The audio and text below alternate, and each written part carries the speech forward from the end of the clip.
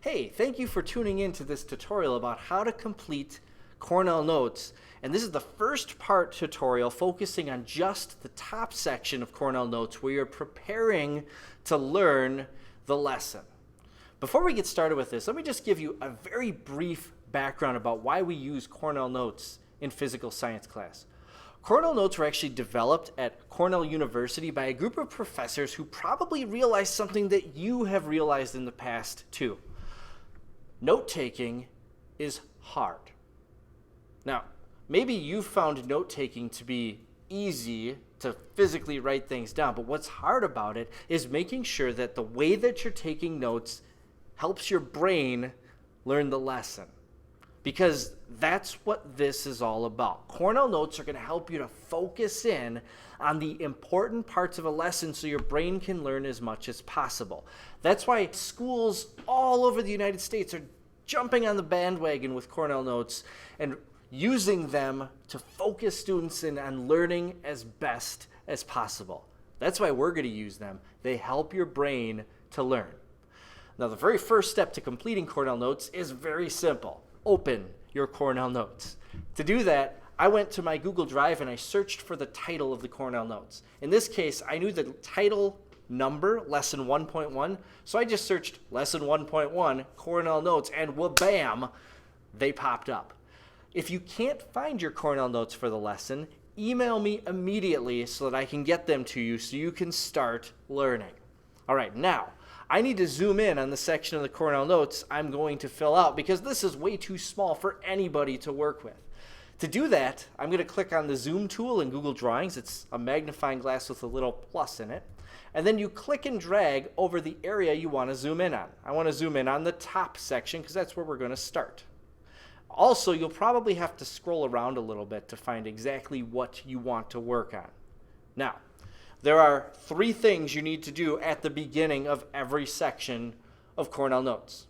The first thing you need to do is rate the amount of effort you're going to be able to put into the lesson. This is on a scale from 1 being not a lot of effort to 5 being the most effort you can put in. Now, here's what effort means. How much mental energy are you going to be able to put into focusing on what you're learning? Because that's what it takes to watch a video and get something out of it. It's not just you're going through the motions of pressing play and sitting in front of the screen and staring. It's mentally thinking about what's being said. You've probably experienced that before when you've read something and then you can't remember anything that you've read. The same thing goes for videos. If you're not putting in mental effort, you're not going to get much out.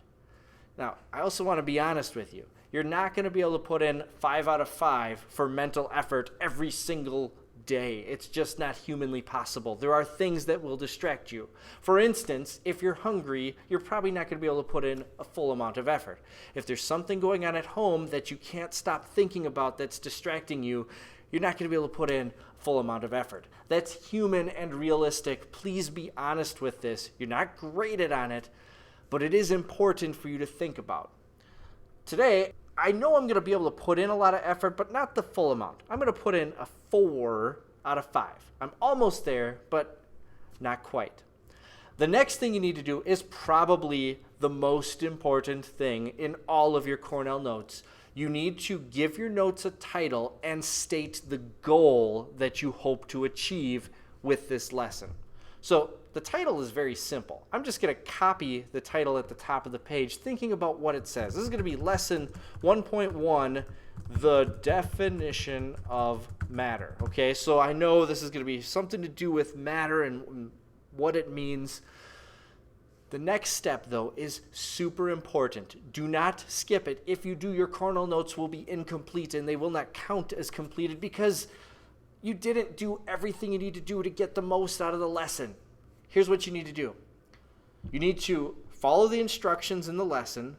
There's always a little paragraph at the beginning that kind of gives you some aim about what the lesson's going to be about.